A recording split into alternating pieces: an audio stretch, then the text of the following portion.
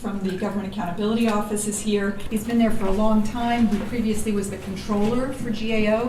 He's also directed housing and telecommunications. He's worked in community development and environmental protection issues, all for GAO. And before that, he was with the Congressional Research Service, which I would love to say is a great resource for journalists, but not. That's the research service that works for Congress. And if you can get your congressional sources to give you their reports, they're terrific reports, but they won't give them to you directly.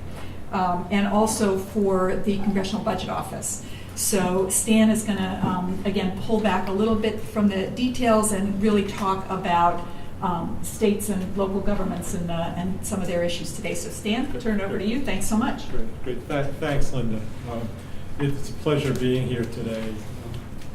I was looking at the groups that sponsor this, and GAO's had affiliations with everybody that's putting this together. I was telling Linda that the model that I'm going to talk about to start off today, we rolled it out through the National Press Club, and because of our relationship there. And Regional Reporters Association, typically folks come by and chat with us, and we just sort of tell them some of the things that are on their mind. In Indiana University, we actually have students in our who now work for us who came through the program, so they're now GAO folks. And then Politico, I don't need to say more about that. Also, getting a chance to talk to journalists to me is a personal honor, and I really appreciate the kind of work journalists do, because for one, you complement what we do at GAO. You help us get our message out there, and we very much appreciate that. I don't know how much you know about GAO, so I'm going to spend a moment or two and just tell you a little bit about us. We are in the congressional branch of government. Linda mentioned CBO, CRS, where I worked. I've worked in every congressional research agency. And what we do is we look at issues at the request of Congress primarily. We put out reports and we make recommendations. But we have no ability to enforce anything.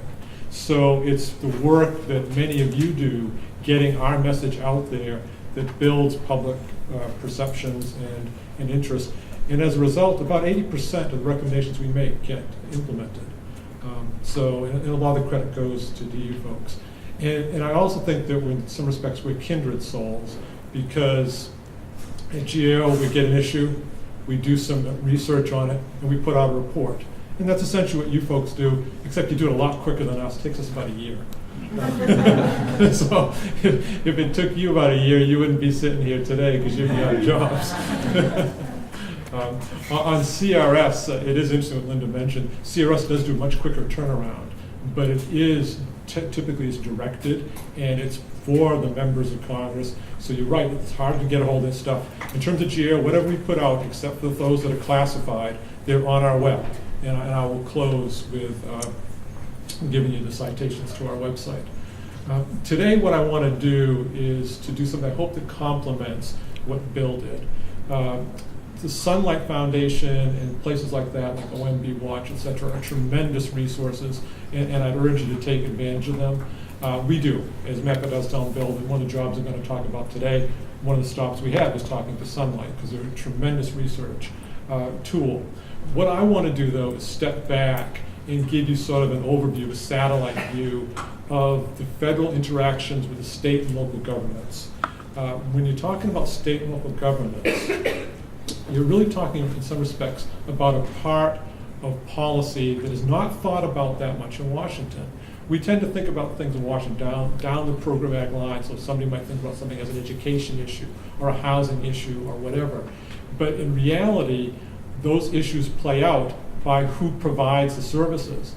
And very, very few services are provided directly by the federal government. I remember one time I got myself into trouble talking to a reporter, and this is when I was doing housing work, and he was saying, well, what does HUD do? And I had the statement, HUD doesn't do anything. And then I went on to explain that what HUD does, it gives money, it guarantees loans, it works with others to carry out the policies. But the quote that got picked up was, HUD doesn't do anything. which made me a real unpopular guy the next time I went over to HUD to talk to people. So all's fair. but the point is that much of federal policy is carried out at the state and local level and with nonprofits. And it's a very big driver of the success not only of policy, but also of the economy as a whole.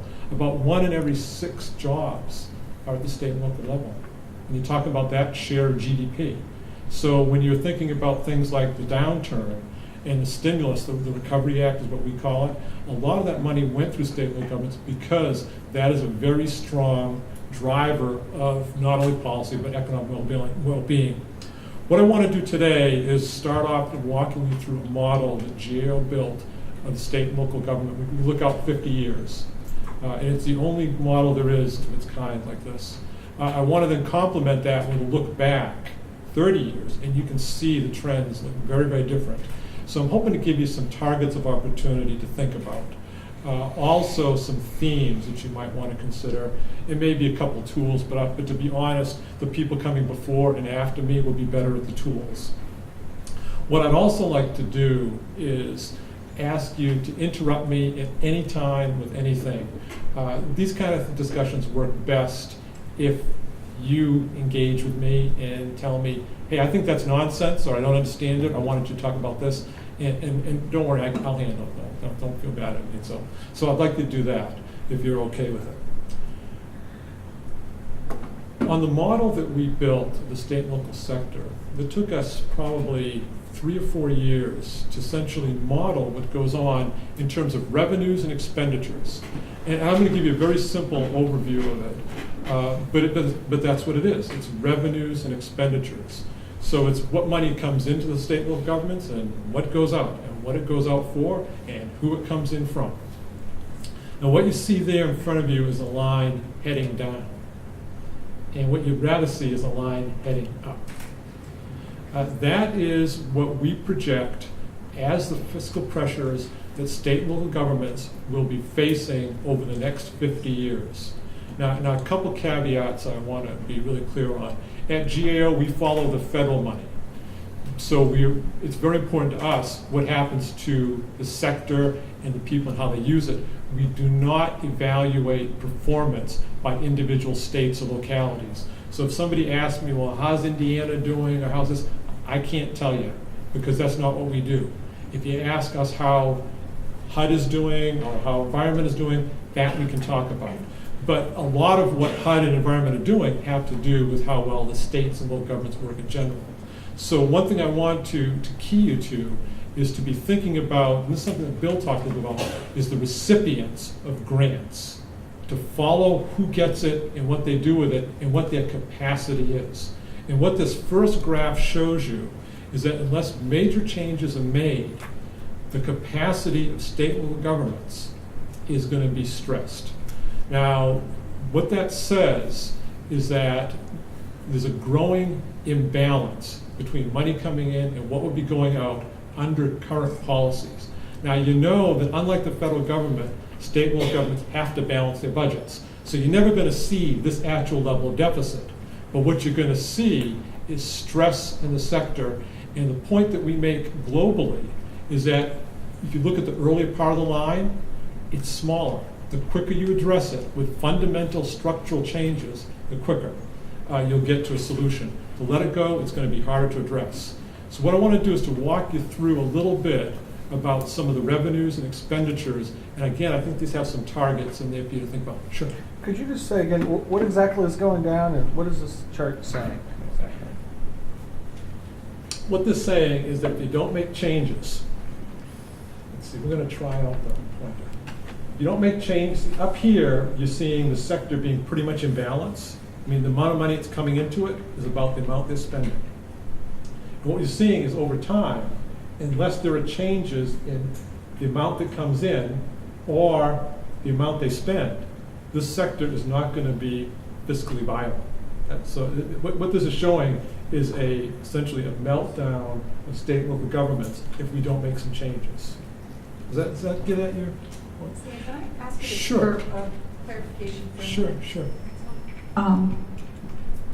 When you say money coming in, you said you are only following the federal part of it. So does that mean that this line does not represent state income taxes, state sales tax, that kind of thing. What exactly is included? We're getting to it. Okay. I paid her to ask that question to show that we're on the same page.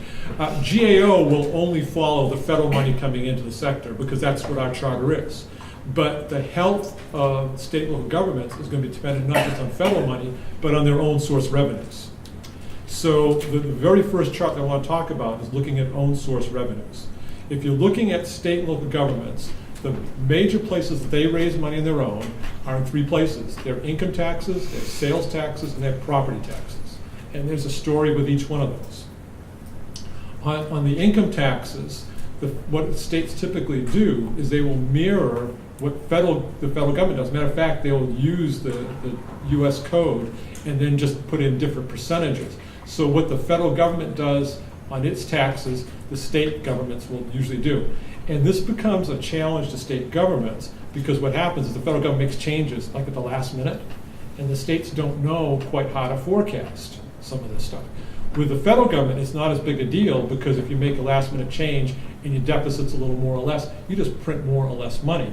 But if you're a state government and you've got to balance your budget, it means last minute changes in your spending because your revenues have changed because the federal government made a change that you had no say over. So one thing to watch in the state governments is their revenue projections, to watch them at the time when the year is going to be ending and see how close to balance they are. And what will then happen is if they're not in balance, they've got to make themselves in balance. And they can either do that by cutting, or they sometimes do it through smoke and mirrors. An example of smoke and mirrors typically will happen sometimes in the pensions. In state and local pensions, and this is something I'm going to talk about a little bit later because it's one of the stresses we're seeing right now, there are three major drivers. It's what you have in your reserves and what it's earning you, what you're paying out in benefits, and what you're getting in contributions. And a lot of that's driven by assumptions. So if you're at the state level and you're looking at the end of the year budgets and you're seeing a change in their forecast of revenues, that means they've got a problem.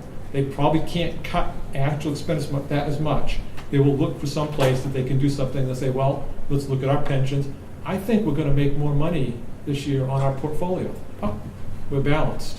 So those are some targets for you to look at. And there are states that have gotten into trouble with that. For example, Illinois, New Jersey are states that have problems with their pension plans because of some of those. California is another example. So that's a target for you to look at. The next line that I want to talk about for a second is the sales tax. And if you notice in the sales tax, we show that line declining over 50 years. As a share of GDP, sales tax revenues we show being down over a 50-year simulation period. And there's one word for that, the internet. It was interesting. I was up in Philadelphia back in June, and we were talking about state and local fiscal issues. There was a task force put together, and Bill Clinton came in and talked to us. And we had asked before he came in to cover certain issues, and one of them was this. And Clinton made the point, and he was up there, he said, it's internet sales is what's driving because they're not taxed, is what's hurting the state income taxes.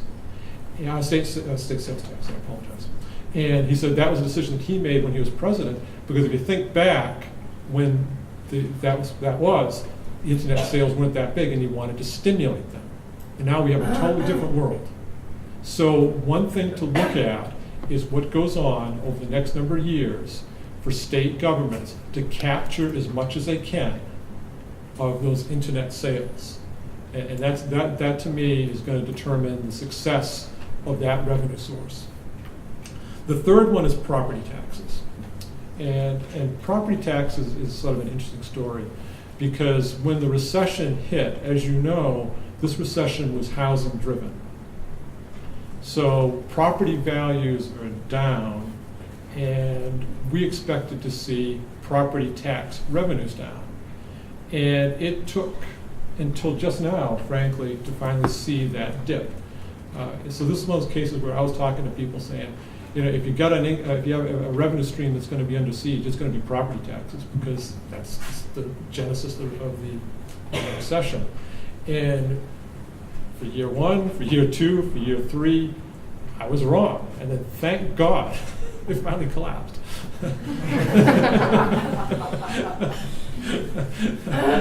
I'll tell you another sort of funny story, and that is when we put out our model. The first year we did it was 2007. We got it out there, and we said, we think it works good. We talked to a lot of different people, and we thought that it would be a good simulation. 2008 came, and we were updating it. And our model took this big dive. And I'm like, oh no, this is like the summer of 2008. And the economist is sitting with us, and I said, this line is like dropping off the bottom of the charts here. We have something wrong with our model. I wouldn't let them publish it. I said, you've got to go back and talk to all the people again and redo it. They went back, they talked to everybody, redid it, and then they said, it's what it shows. And so we said, okay, we'll put out the model and see what happens, and thank God the recession hit. So what was actually happening, and that's that one I don't quote me on, thank God the recession hit. That's worse than the HUD story. But what it was is our model was picking up leading indicators of stress. And then, as you know, the financial markets collapsed. We actually were in recession, and it wasn't declared yet, because when you do recessions, you have to go back to have so many quarters. So our model was actually picking up what was happening. We just didn't know it yet. So that's, to me, what turned out was bad news for everybody else, but good news for our models.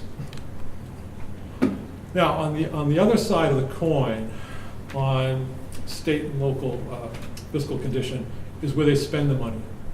And this is a really simple story, and it's going to lead very well into your next speaker.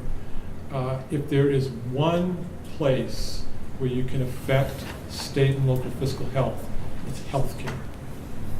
And that you can get everything else right, and you get healthcare wrong, and the sector is going to be in big trouble.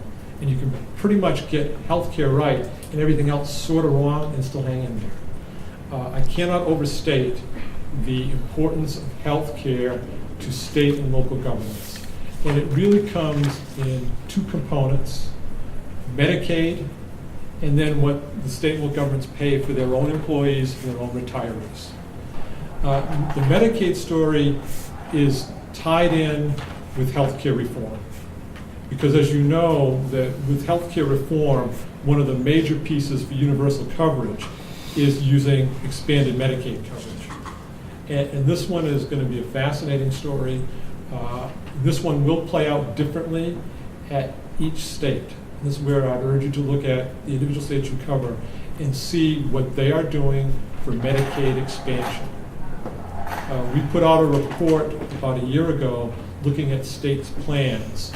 And the bottom line is that I don't know how much you know about healthcare reform with Medicaid expansion, but the bottom line is that for the next several years, 100% of the expanded eligibility costs will be picked up by the federal government. And then over time, it'll phase down to about 90% of the additional costs will be picked up by the federal government. So the federal government has a very big share in this, but states will have some down the road. But if you turn back to a year ago during the Supreme Court decision, the only piece of healthcare reform that really wasn't upheld was the federal requirement that states expand their Medicaid. They're allowed to, and it will be funded, but they aren't required to anymore. So this is going to be very interesting to see who expands and who doesn't. And the various pressures that go on there are fascinating, because if you're a state and you're not expanding, then you have a pressure from those who are not going to get covered that would have. You also have hospitals who would be having patients come in who would get reimbursed that now come in and are not. But you also have the longer term perspective of saying, well, down the road I am going to have to pay more. So it's a balancing act. And the states have had different calculus on this one, and it divides. Well, you can look at the maps and figure it out yourself how it divides. So I'll let somebody I'll let the next speaker talk about that rather than GAO opining. you can figure that one out. But watch the healthcare reform and watch what goes on with Medicaid, because that is the biggest share. The other piece I mentioned on healthcare is when states pay for the costs for their employees and their retirees. The bigger question there is on how they budget for their retirees. There's a thing called OPEB, which is the benefits that go out. And the questions go on right now. This is the accountants are like really into this stuff, and I'm not an accountant, so I'm not really good at explaining it. But the bottom line is, do you pay for the stuff up front, or do you pay for it later, or do you pay as you go? And there's different ways of doing it, and it's how you account for the liabilities. So these are different areas to look at. But the one that's the real big one that I can't stress too much is watch the Medicaid story. That's going to really determine what happens with states and with their fiscal condition. Down the road, the other piece of the Medicaid one, before I change to the next topic, is to think about what's going to happen with cost containment, because providers get reimbursed a certain level depending on which kind of insurance or whatever you have. So there's a lot of dynamics going on there that hasn't shaken out yet, and that's the one that we're watching the most closely in our model going forward long term, because that's going to really drive things. What I want to do now is to take a look back for a second and to talk a little bit about the various sources of funding that come into the state governments. Now, we talked about some of their own source, their income taxes, their sales taxes, their property taxes. Do you notice anything different about these lines looking back 30 years to the ones I had going forward for 50? Let's see if I can. And if you go back, going forward,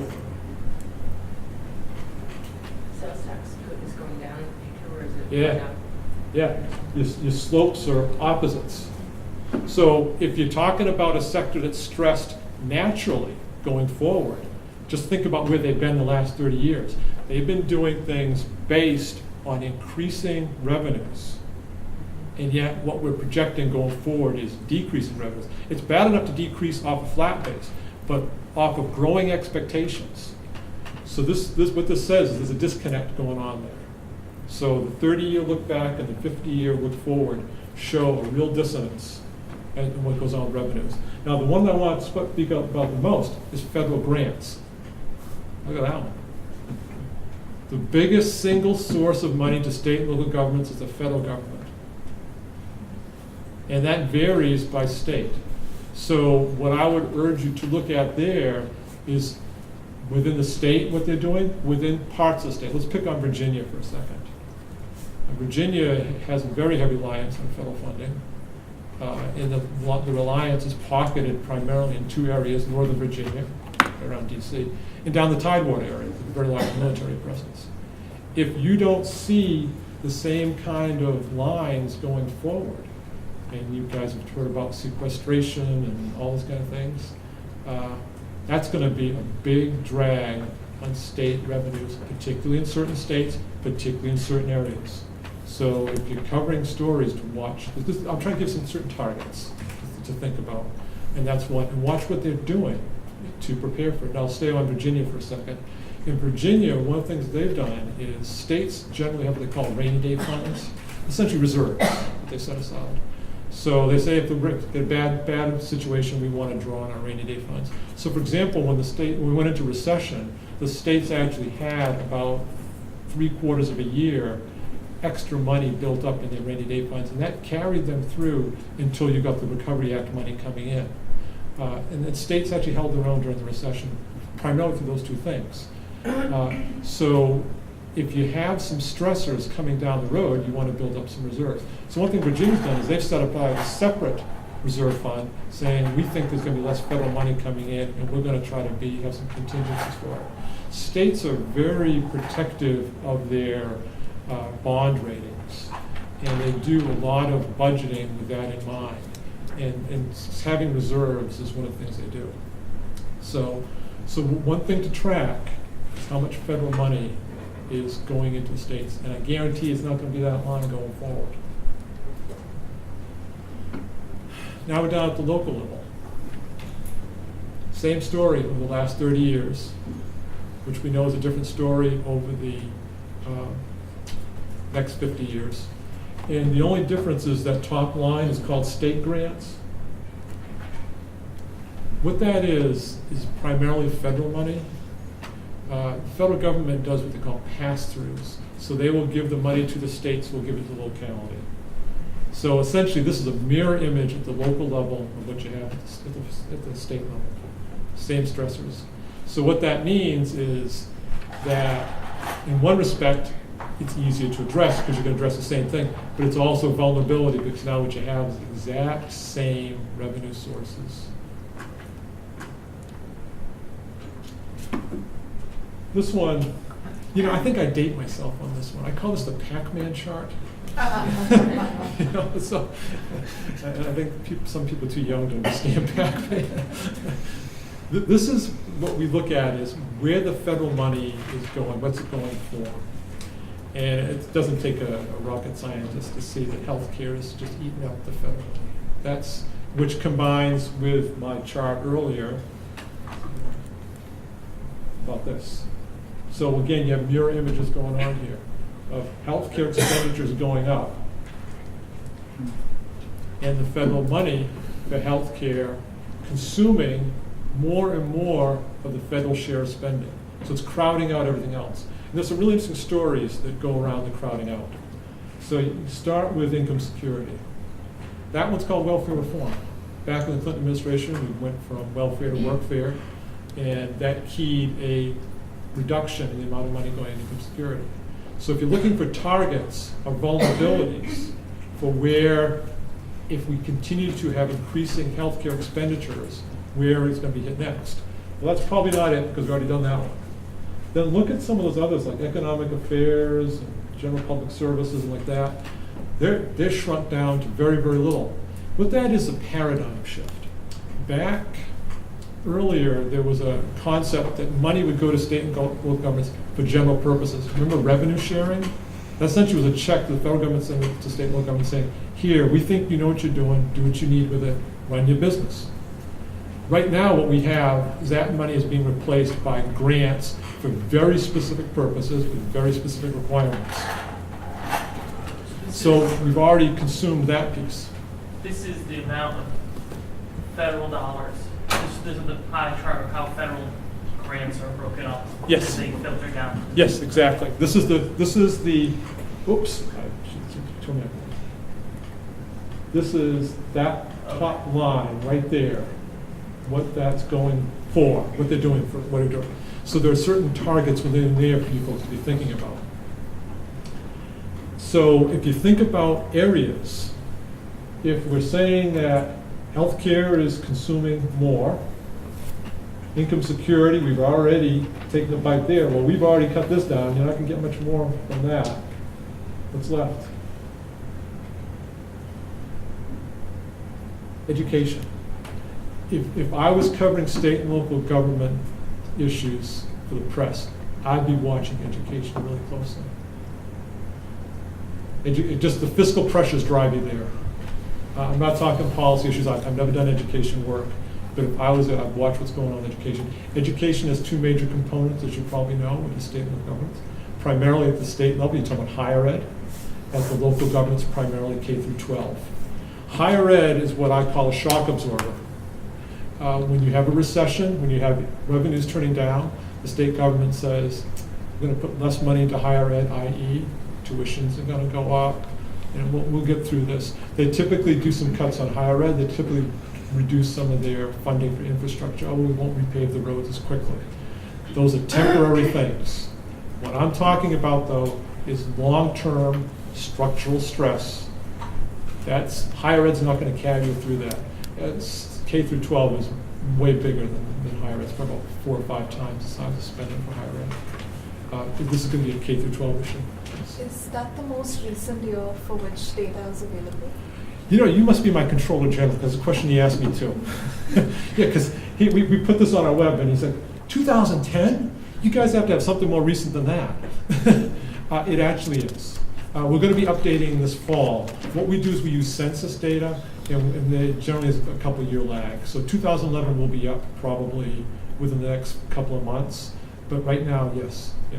And it won't change. We've already seen the previews. I mean, this is not a river rushing. This is more glacial. But it's a story that you want to consider. Watch the K through 12 story. Just, what's the name of this report? Or is that the source on the bottom? Is that the name or what we're looking for? Yeah, actually, what we have is two things. We put out an update. Actually, let me jump ahead for a second, please. What you want to do to get our work, this is our report itself. But also on our website, what we do is we have graphics like you have right here. And because a lot of people want to reproduce our graphics, we actually have all the plot points. So if you, like, I know USA Today, for example, likes to take some of our graphics, and we just put out the plot points and let people put them back up. So the sources for it are the report, which is an update of our model. Then we have the graphics, which are the model's the 50-year look forward. The graphics are the 30-year look back, which are also there. And those are just up there for anybody to take. Does that get at your question? Okay? Yeah.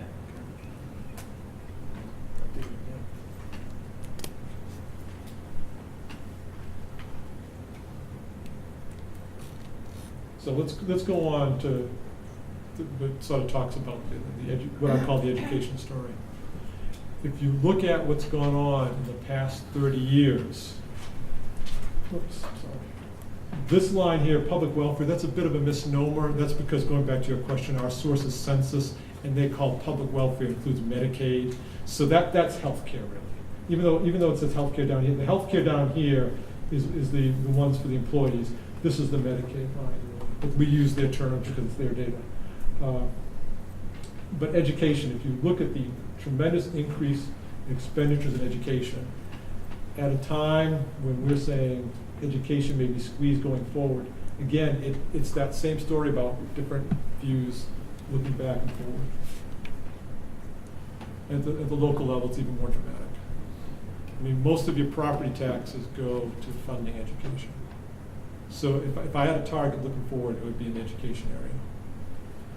What I want to do too is talk a little bit about a couple of themes that somewhat tie into this. One is on transparency, another is on grant reform. But before I do, are there more questions or comments or whatever on state and local fiscal? I just, again, on the Pac-Man chart that you had, the economic affairs, is that like a business development, or what falls under the category of economic affairs? In economic affairs, if I'm not mistaken, that includes such things as what used to be like a program they used to call UDAG, which was Urban Development Action Grants, which is now gone. It's things like CDBG and some of those kind of things. It's economic development type issues. And again, I'm not real strong on some of the definitions, but those will be all posted on our site. Because these are all percentages, it might be a little misleading, perhaps, maybe not. The total amount of federal grants has gone way up, as we've seen, right? Dollar figures, huge increase. Is it that these other areas are being shrunk, or is it just that the rate of growth of that new money is so much shifted to health that they get dwarfed out? In other words, have they already made cuts and squeezes, or are they still generally supporting those about the same? No, that's a really good question. It all comes down to scaling, and this is within GEO. What we do is when we put out our products, before we do it, we vet them with anybody in the agency, primarily who wants to make a comment, and that is one of the comments we've heard, because you can look at it in terms of constant dollars, real dollars. You can have in terms of percent of GDP. There's all different ways of scaling, and we tried all the different ones because we were worried about that very point, that we were afraid that we were going to be distorting the story. And it didn't matter how you did it, the trends still held up. What they do show, though, is that so far, because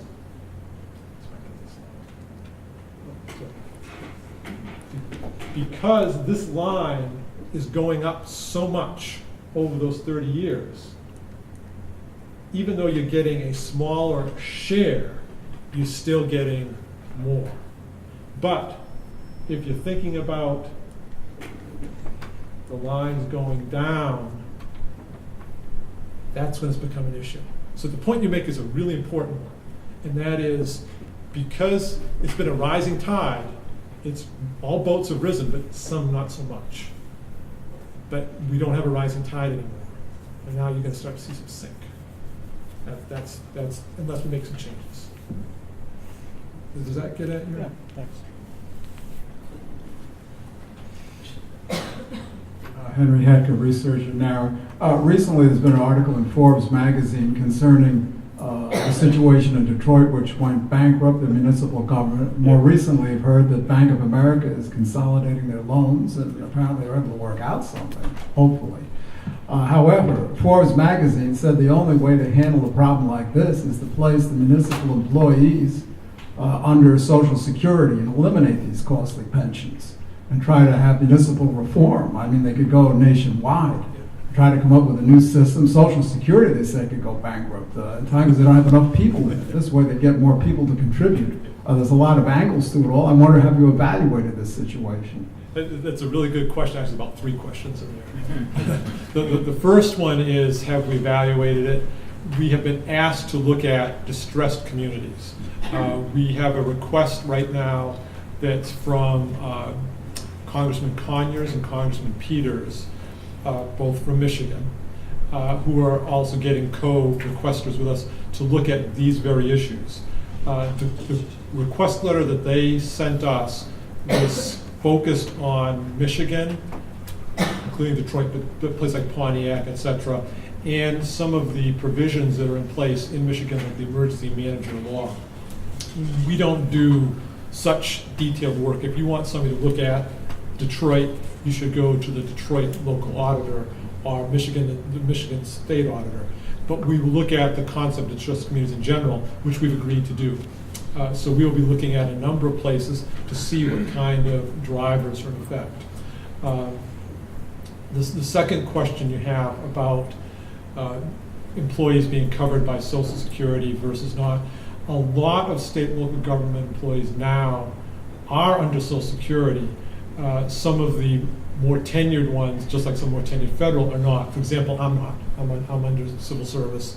But you know, I'm in a distinct minority. Most federal employees are instead of that. So that's not going to be as big of an issue because that's already been swept in. It will be in some cases, yes. And that's when you get in a specific case-by-case story. So that it may really matter to you in your locality, but globally it's not going to be a big driver because a lot of that's happened.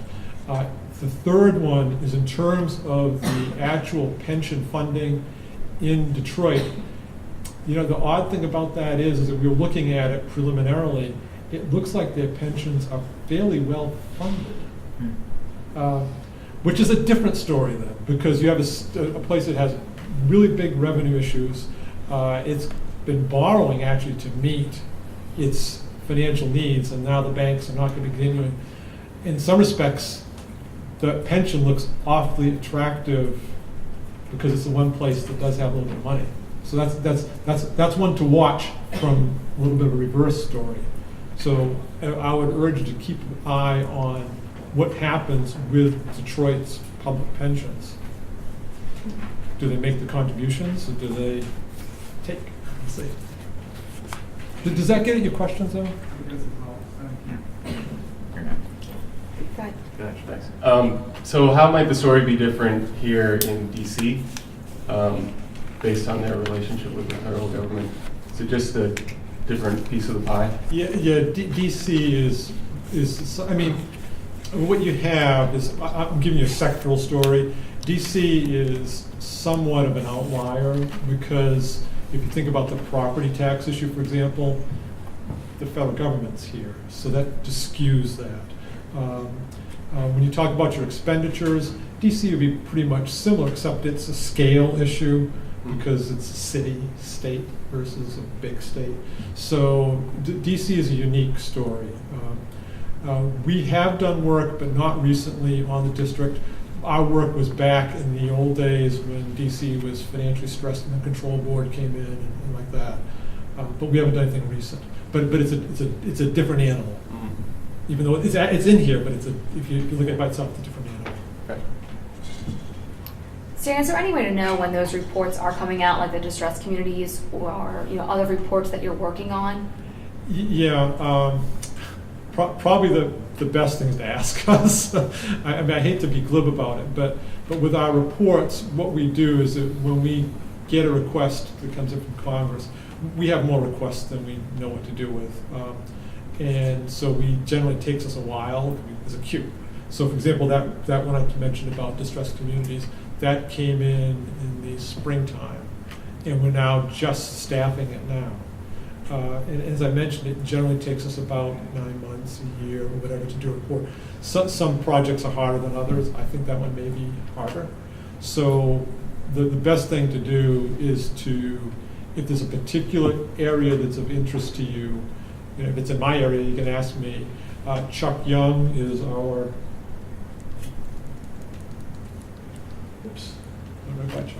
Chuck is handles our public affairs. You can ask them anytime. We post on the web when reports go out. That's probably the best.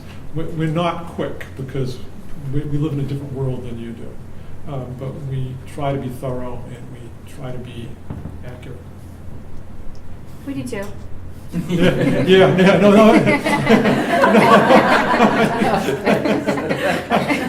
I was going to jump in. We live in a different We world try. time. Well, okay, and I agree with that. So thank you for that. We live in a different world time-wise, but we share the same values of accuracy and thoroughness. And that's why it's a pleasure to be here today.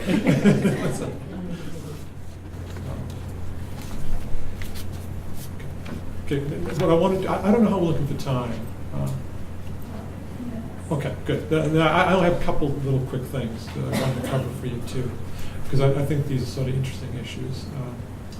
And I have to apologize. I'm still living on island time. I've been on vacation. I just came. This is my first day back at work. I have to confess, I didn't realize I'd signed on to do this. I was on vacation, and Chuck said, "Oh, these guys want you to talk," and I thought there was just going to be a little meeting at GAO. And I said, "Oh, sure, I'm sitting on the lab." And then I heard it was this, and I thought, "This is even better." So the two things I want to close with are one is on transparency. And there's been a movement, as you probably know, and this ties in with what Bill was talking about from Sunlight, to get information out there for people. To me, the first big step in this was Obama-McCain, back when the president was a senator. It was one of the things that they agreed on, even though if you listen to the campaign when they ran against it, they didn't agree on a lot else, but they agreed on the transparency, and they co-sponsored a bill that ended up in a thing called USA Spending. USA Spending is out there. It is a very useful data source of where money goes, but it has a lot of limits to it. I do think it's going to get a lot better. The two places I think USA Spending is going to get better are, one, we did a review of USA Spending a couple of years ago. We took 100 cases. We found problems with every one of them. We're doing a re-review now. I think that we'll still find a number of problems. That's what we're paid to do. I think there'll be a lot fewer though. The accuracy is getting better.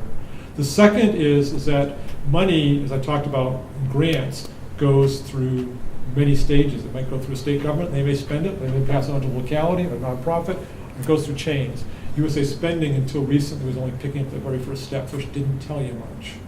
Now, as it tracks down deeper, it's going to be more useful there too. So USA Spending is a good source to think about. The last thing on USA Spending before I get off it is USA Spending was housed in GSA. It's moving to Treasury, which I think is a very good move. GSA had it because GSA does procurements and they put up platforms and that's what they do. But they're not the money guys. Treasury are the money people. So the most important thing to accuracy and usefulness of data are that somebody's using them. What we found with the federal agencies is we said, well, what do you do with these data? They said, we make sure they're in there. But we have our own systems to manage by. I think with the move to Treasury, you're going to start to see some changes there. The second one is recovery.gov. Recovery.gov is, I think, something whose time has run, but it's a really good model in terms of data that are useful and that are accurate. I don't know how much you know about the Recovery Act, but one big piece of it was transparency. And it was standing up a website that showed who got what, how much money it went out for, and what it went for. The one piece that I think is missing in recovery.gov is, and what good did it do? You can't measure the effectiveness. But as far as tracking the flow of money accurately, it did a fabulous job. It wasn't an efficient tool because what it required was the recipients to report back up. So there's a lot of duplicative work. But it's a good source for talking about Recovery Act funds, and it's a good model to follow for ensuring that funds are accurate. What's coming up now is something called the Data Act, which is, it's really not the Data Act because it's the last A in data is Act, so it's like the data, but that sounds it's Data Act. That is a bill that started in the House last year, was picked up in the Senate, and made some progress, but didn't make it through that session of Congress. It's coming through again. And this time, the House and Senate, amazingly enough, pretty much match up with what they're saying. And frankly, we're very positive about what is in those bills. We're going to be putting out a report next week on that. And there may very well be a hearing that we testify at that talks about these issues. And the issues to us are, one, governance, which I sort of talked a little bit about, where you place responsibility. This is an issue that we believe you need legislation for, because you can have the best intentions in the executive branch, and they can do a great job now, but things can change. So you want to institutionalize it, the governance. There's a thing called the GAT board, which is replacing the RAP board. The RAP board was recovery folks. The GAP board is now the folks going forward. Those are good institutions to look at. If you want to see some papers that people have done and some work they've done, they're very good targets for you to think about. They have, for example, the RAP board has this thing they call the ROC, which is a tool for ferreting out fraud, waste, and abuse. It works really well. The GAP board has put together a plan for rolling out greater transparency. There's some papers that you might want to look at their sites to see some of those things. One thing that's very important in transparency is that you not only ensure accuracy, but you do it in a way that's not too burdensome to the people. There's a lot of data already, then you pre-populate with it. And we see a lot of these going on right now with these two bills. And the final thing that we looked at was, well, did you ask people who are going to be using it what works? And frankly, the legislation builds in the opportunity for stakeholders to have some say. So for example, we talked to Sunlight about what their views were in doing our work. So these are just certain things to think about. But I think transparency is one that's going to make your jobs easier, and it's one that's actually some progress. So watch the Data Act going forward, because that's something that's probably going to be considered in this session of Congress. The last little piece that I want to throw out there picks up on some of the bills that are near the end, and that is, where does a lot of this money that I talked about go today? It goes through grants. There's a lot of ways of putting federal money out there. You can do tax expenditures, you can do contracts, you can do loans and guarantees. The lion's share of the money is going out through grants that we're talking about to the state and local governments. Now, tax expenditures are big in other places, but to state and local governments, grants is the big tool. And Bill had it 100% right. There is a lot of flexibility in how you do grants. There's also not as much transparency, hence why transparency is such an important issue. The other piece I urge you to watch is grant reform. We haven't had significant grant reform for probably 20 years. And we did have a bit of a piece called Public Law 106, 107 that improved some of it, but it didn't go all the way. But the grants is something that is to be watched. For example, on contracts, there's a thing called the FAR, which is the regulations for how you do contracts. There is no GAR, there's no grant companies. There's also a lot of training that's done for contracting officers. There is not that type of routine of having a curriculum, of having certification for grant-making officers. We just put out a report on this this summer, talking about grants training for the grant makers. So this is something for you folks to watch. I believe that there will be some type of oversight that goes on in the Congress either late this year or early next, looking at grant reform in terms of, again, making them more transparent, making it easier, making it more professionalized, more standardized. So that's just something to be thinking about, because that's an area that you can follow the money. If you do some of those things, you can follow the money a little bit better. So with that, that's about the end of my spiel. You've got some comments or questions more?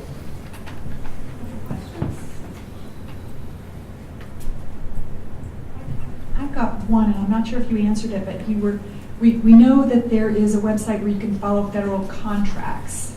Is there a specific website that helps you follow federal grants? I mean, I think Bill mentioned one way to do it, which is on his tip sheet, but I wonder if you have an answer. Yeah, there really isn't an easy way to do that. That's part of the problem, and that's where some of the initiatives I talked about will help. I mean, so if USA spending gets better, it'll be a good place to track. It will be put in with contracted money, et cetera, but you will be able to search as to whether just grants. The same thing if the Data Act passes, there'll be better transparency there. But there isn't one single easy place to do it right now or to do it reliably. Okay. I think it would be an interesting story for somebody to take a look at the Data Act and what's actually in it, and what it would mean for journalists and what its chances of passage are and so forth. I think a lot of this community would be interested in that. Yeah, on data, the leader in the House is ISA, so it's government reform. The Homeland Security and Government Affairs Committee in the Senate is the counterpart, so that bill is moving through that. The major players that we've been talking to are Warner, Carper, Coburn, McCaskill. If I forget somebody, they'll be upset. Portman has been involved. Collins, Lieberman, but now he's gone, so we can forget him. You know, that's one I can forget because he's not here anymore. The other, I think those are the major players that we've been talking to, and I know some of their staffs are quite engaged and quite happy to discuss it. Other questions? Okay, we are going to take another 6-minute break, and then we'll come back and hear from Kelly Kennedy, a very experienced and talented journalist. Thank you.